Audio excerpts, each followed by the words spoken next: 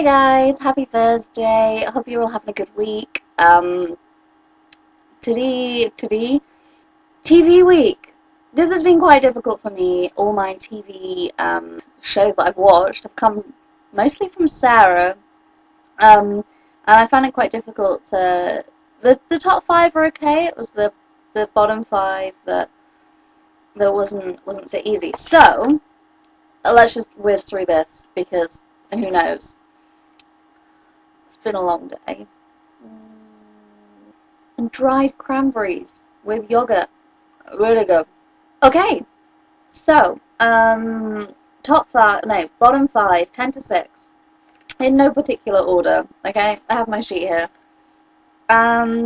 Looking at this, these are all things that Sarah has introduced me to. We have Queer as Folk. Good.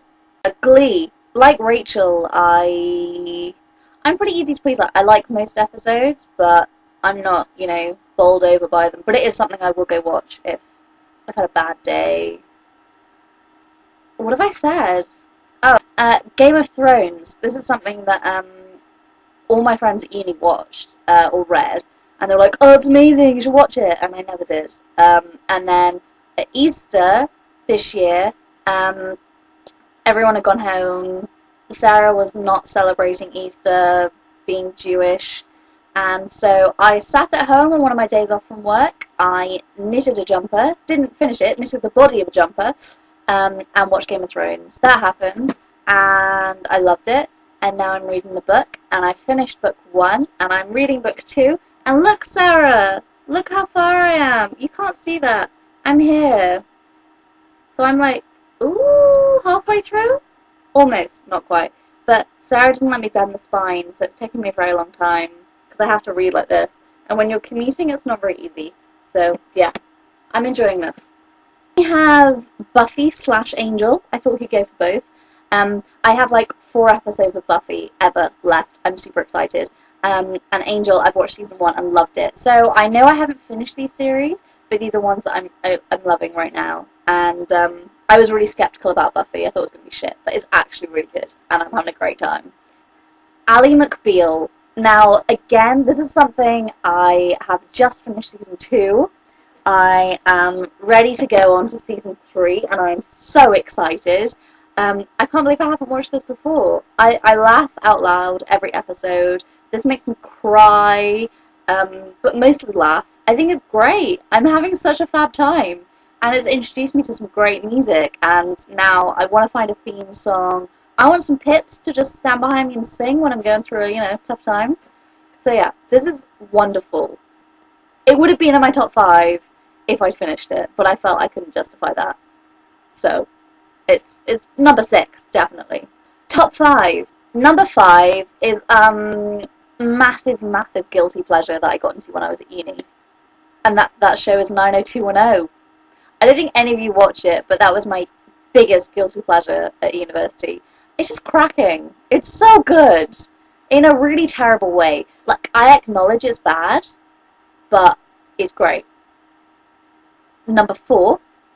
I wanted to kind of encompass all period dramas in this, but I know I can't really, considering this is top 10. So I've gone for North and South, which is amazing. South is kind of idolised and is a wonderful place, and then scummy North.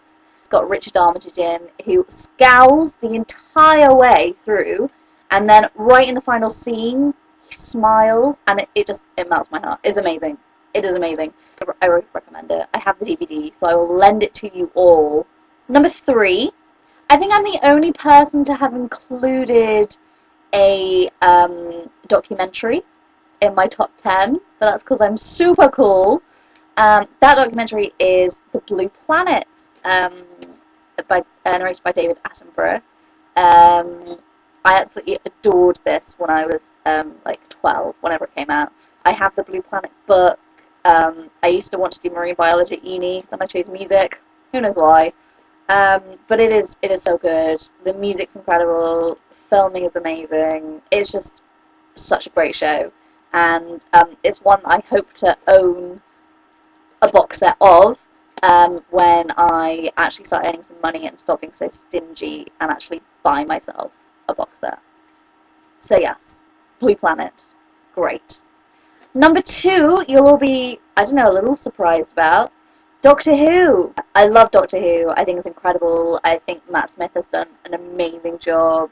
I love David Tennant as well. And I have my wonderful phone cover that Sarah got me. And my phone is breaking and I desperately need to get a new one, but I just can't bear to part with my TARDIS. The reason it's number two instead of number one is because there are episodes that are kind of a bit like, that happened, and I don't go back and rewatch. It doesn't quite beat my number one.